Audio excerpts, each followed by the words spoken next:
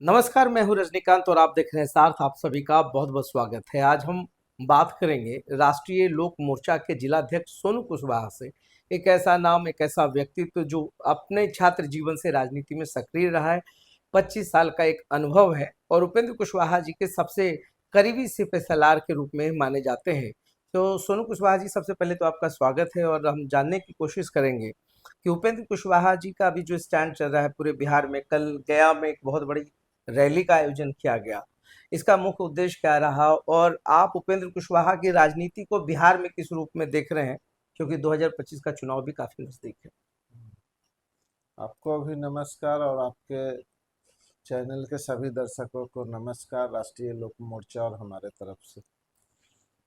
हमने जब से राजनीति को समझा है तब से उपेंद्र कुशवाहा जी के साथ ही समझा है और उनके साथ समझने के टाइम से अभी तक उन्हीं के साथ हैं और आगे भविष्य में भी आजीवन उन्हीं के साथ रहेंगे, चाहे परिस्थिति कुछ भी हो। हम्म। आजकल बिहार में आप देख रहे होंगे, जब किसी बड़े नेता को मन हुआ या चुनाव हुआ या मौके मिले, वो रैली करते हैं। हम्म। जबकि रैली करने का कोई खास उद्देश्य नहीं रहता, सिर्फ ताकत दिखाना ही एकमात्र उद्देश्य होता है। चुनाव के दिनों में बरसाती मेढकों की तरह लोग ज़्यादा रैली करना उचित समझते हैं। लेकिन माननीय उपेंद्र कुशवाहा जब भारत सरकार में मंत्री थे, चुनाव किसी तरह का कोई चुनाव नहीं था। चुनाव के बाद उन्होंने कॉलेजियम सिस्टम, जो देश में आप देखते होंगे जिला न्यायालय या अनुमंडल न्यायालय का किसी नेता के खिलाफ फैसला आ जाता है, चाहे वो फैसला गलत हो, फिर भी बड़े से बड़े नेता कहते हैं कि न्यायालय के फैसले का मैं सम्मान करता हूँ। माननीय उपेंद्र कुशवाहा जी ने कॉलेजियम सिस्टम के खिलाफ उस जमाने में आंदोलन छेड़ा। पार्लियामेंट में भारत सरकार के मंत्री रहते, उन्होंने बताया कि कॉलेजियम सिस्टम गलत है और मात्र 359 परिवार, सिर्फ 359 परिवार के लोग ही, जिनके दादा जज हैं, पोता जज बनेंगे, हम्म। बेटा, भगना, भतीजी, भतीजा ही जज बन सकते हैं। हम्म। मैं सवर्ण कास्ट पर नहीं बोल रहा हूँ, क्योंकि 359 परिवार के बाद सवर्ण जाति के भी लोग उस घेरे में नहीं आ सकते हैं। सिर्फ 359 परिवार के लोग ही जज बनेंगे हाई कोर्ट और सुप्रीम कोर्ट में। तो उपेंद्र कुशवाहा जी ने देश में पहला लीडर है हिंदुस्तान के, जो हाई कोर्ट और सुप्रीम कोर्ट में जो जस्टिस होते हैं उनकी बहाली प्रक्रिया पर उंगली उठाने का काम किया। और ना ही सिर्फ उंगली उठाया, पार्लियामेंट में माननीय प्रधानमंत्री जी से, राष्ट्रपति जी से डिमांड उन्होंने किया। उसके बाद उन्होंने प्रखंड स्तर से लेकर कमिश्नरी स्तर, जिला स्तर, राज्य स्तर और दिल्ली तक उन्होंने हम्म। कॉलेजियम सिस्टम के खिलाफ आंदोलन चलाया और जिसमें उन्हें भारी सफलता मिली। बाद में आप देखते होंगे माननीय प्रधानमंत्री जी ने भी माना कि ये गलत है। महामहिम राष्ट्रपति पहले वाले कोविंद जी, उन्होंने भी एक्सेप्ट किया कि नहीं, इसमें सुधार होनी चाहिए। अभी के महामहिम राष्ट्रपति मुर्मू जी ने भी माना। उन लोगों ने भी उपेंद्र कुशवाहा के बातों में सहमति जताई है और आगे वाले दिनों में निश्चित रूप से उपेंद्र कुशवाहा जी का कल भी उन्होंने डिमांड किया था कि जब चपरासी की बहाली में 2 एग्जाम और 3 एग्जाम होती है, तो हाई कोर्ट के जस्टिस के एग्जाम में, सुप्रीम कोर्ट के जस्टिस के एग्जाम में निश्चित रूप से यूपीएससी के माध्यम से एग्जाम हो। तो ये जो कल रैली हुई, हाँ इसी तमाम चीजों को केंद्रित करते रखा गया। जी बिल्कुल, उपेंद्र कुशवाहा जी ने अपने भाषण के दौरान ये सब बातें बोली। दूसरी आंदोलन हमने किया था, आपको भी याद होगा, आपने भी कवरेज अच्छा किया था हमारे वो कार्यक्रम का। आक्रोश दिखाओ, शिक्षा बचाओ। हम्म। महागठबंधन की सरकार बिहार में थी और भारत सरकार में मानव संसाधन मंत्री रहते हुए उपेंद्र कुशवाहा जी ने बिहार का शिक्षा व्यवस्था की हालत को देखते हुए उन्होंने आक्रोश दिखाओ, शिक्षा बचाओ जैसे आंदोलन, वो भी प्रखंड स्तर से लेके राज्य स्तर तक गांधी मैदान में हम लोगों ने आंदोलन किया। और तीसरी आंदोलन जनगणना का था, जो प्रधानमंत्री जी ने वो मानकर उसकी स्वीकृति दे दी।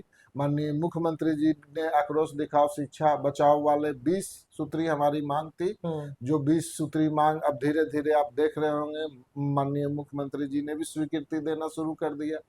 और अभी जो कल का रैली मुख्य रूप से था, हम्म। अभी 1971 में माननीय इंदिरा गांधी जी जिस समय तत्कालीन प्रधानमंत्री थी, इमरजेंसी के टाइम में परिसीमन को पर रोक लगा दिया था अगले 25 साल के लिए। उसके बाद फिर 25 साल के लिए रोक लगा दिया गया। तो 50 साल से ये रोक है। और आज़ादी के बाद से जितना बार परिसीमन हुआ, विधायकों और सांसदों की संख्या बढ़ी, जिससे वो आधार उसका जनसंख्या था। जनसंख्या के आधार पर विधायकों और सांसदों की संख्या भी बढ़ना चाहिए। 50 साल से परिसीमन नहीं हुआ है। देश के प्रधानमंत्री यशस्वी माननीय प्रधानमंत्री श्री नरेंद्र मोदी जी से उपेंद्र कुशवाहा जी ने मांग किया है, लोकसभा में भी इस बात को उठाने का काम किया है। और मैं आप लोगों को आश्वस्त करता हूं कि अगले साल 2 साल में बिहार में विधायकों की संख्या परिसीमन होने के बाद 60 हो जाएगी, और सांसदों की संख्या 40 से बढ़ाकर 60 हो जाएगी, और विधायकों की संख्या 243 से बढ़ाकर 350 से 400 के बीच में जनसंख्या के आधार पर कर दी जाएगी।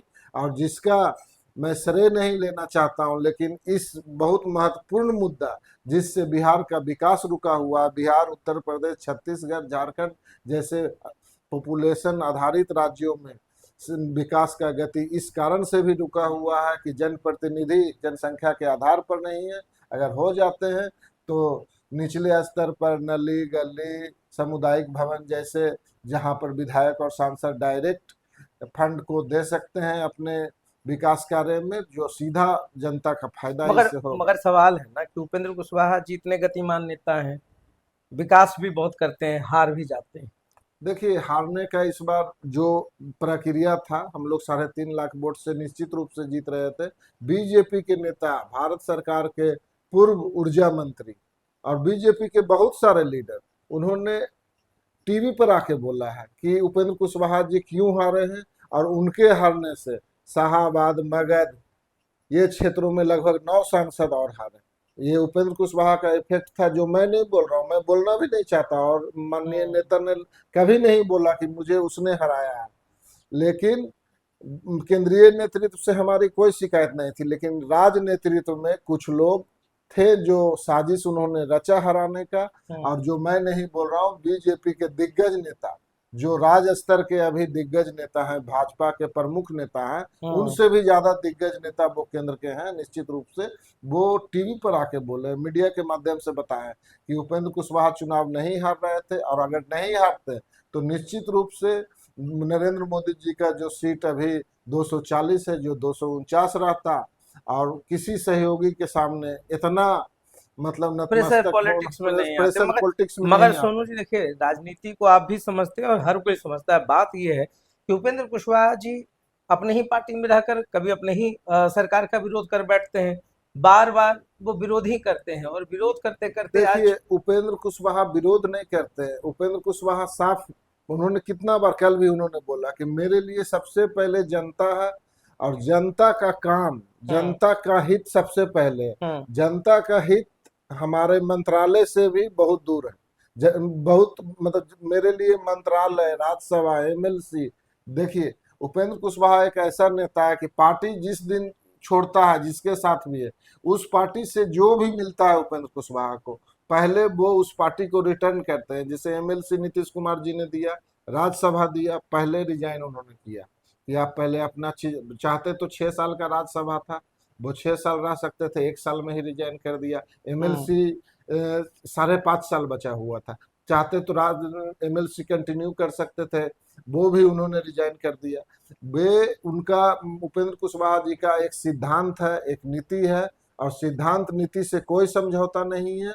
और उनकी राजनीति का स्तंभ बिहार की जनता है, देश की जनता है, और देश की जनता के आगे उनके लिए ना कोई मंत्रालय है, ना कोई सरकार है, ना कोई प्रधानमंत्री है, ना कोई मुख्यमंत्री है। जनता अब सबसे उपेंद्र पहले। कुशवाहा जी की राजनीति की बात हो गई, आप काफी सक्रिय हैं, आपके भी दिल में ऐसी गुब्बार उठ ही रही होगी कि क्यों ना हम भी एक बार किस्मत आजमा लें। तो क्या नालंदा से इस बार आप चुनाव लड़ना चाहेंगे? नहीं, पिछली बार निश्चित रूप से हम चुनाव लड़े थे नालंदा विधानसभा से, और उसके पहले 2015 में भी एनडीए से हमारी टिकट फाइनल थी। लेकिन जीतन राम मांझी जी का 15 टिकट मिला था। न्यूज के माध्यम से आप लोग ने ही दिखाया था कि वो क्या बिहारी भाषा में कहते हैं, रुस गए हैं, नाराज हो गए 15 सीट पर। तो उनको 15 से 20 टिकट बढ़ाई तो गई बलि थी। का बकरा आप हो गए। तो नालंदा विरोध, देखिए नीतीश कुमार का गृह जिला है, और नालंदा सीट विरोधियों, उस समय एनडीए विरोधी था नीतीश कुमार जी का। तो विरोधी लोग एनडीए, हम लोग एनडीए में थे, नीतीश जी महागठबंधन में थे। तो नालंदा के सीट को थोड़ा सा गृह जिला होने के कारण कमजोर समझा जाता है। तो हम्म। नालंदा सीट को हम मतलब लोगों ने आप दे मानते हैं दिया। कि नालंदा मजबूत किला है नीतीश निश्चित कुमार रूप से का। नीतीश कुमार जी ने इतना काम किया है, निश्चित रूप से नीतीश कुमार जी ने जो नालंदा के लिए काम किया है, बिहार के लिए काम किया है। अभी आप जाके पटना जाने के लिए आप जाइए, 17 शहर से जैसे ही निकलेंगे 17 नंबर मोड़ पर आपको सोचना पड़ेगा कि किस रोड से हम जाएं। हम्म। बख्तियारपुर होके जाए, कि नूरसराय होके जाए, कि चंडी होके जाए, कि दनियामा होके जाए, कि तेलमर होके जाए, कि बिहटा होके जाए। वहां पर जाते ही जाने जो पटना जाने वालों का दिमाग में 6 तरह का रास्ता निकल के आता है। हम्म। उसी तरह से पटना आने के लिए आज किसी भी जिला से, सीतामढ़ी, पूर्णिया, भागलपुर, नवगछिया, इधर आप चल जाइए रोहतास, इधर आप चल जाइए नवादा, कहीं से दूर जिला से आप 3 घंटे में पटना आ सकते हैं। ये निश्चित रूप से बिहार का विकास नीतीश कुमार के कारण ही संभव हुआ है। आप कहाँ से चुनाव लड़ेंगे? इस बार हमने अपनी दावेदारी निश्चित रूप से इस्लामपुर विधानसभा से किया है, जहां आरजेडी अभी विधायक हैं। और निश्चित रूप से अगर इस्लामपुर एनडीए में हम लोगों के सीट मिलती है तो यहाँ हम, अगर नहीं मिला तो? नहीं मिला तो हम लोग एनडीए को 225 सीट जिताने में पूरी भागीदारी दे, 243 सीट पर हम लोग एनडीए को मदद करेंगे, एनडीए के उम्मीदवार जो भी हैं उनको मदद करेंगे। तो आप सुन रहे थे उपेंद्र कुशवाहा के सबसे अ, विश्वसनीय सिपहसालार सोनू कुशवाहा जी से। उन्होंने किस तरीके से अपनी पार्टी का स्टैंड रखा, अपने नेता का स्टैंड रखा, और कहा कि अगर सीट नहीं भी मिलती है तो भी एनडीए के साथ हैं। 243 सीटों पर पूरे जोश और खरोश के साथ वो लगे रहेंगे। मगर आज की जो युवा पीढ़ी है, सोनू कुशवाहा आज के दिन में एक युवाओं के रोल मॉडल भी है। तो तमाम चीजों पर इन्होंने खुलकर अपनी बात रखी, बेबाकी से बात रखी है। आने वाले भविष्य में बिहार की राजनीति किस ओर करवट लेगी या तो समय ही तय करेगा। तो देखते रहिए सार्थ। बहुत बहुत धन्यवाद।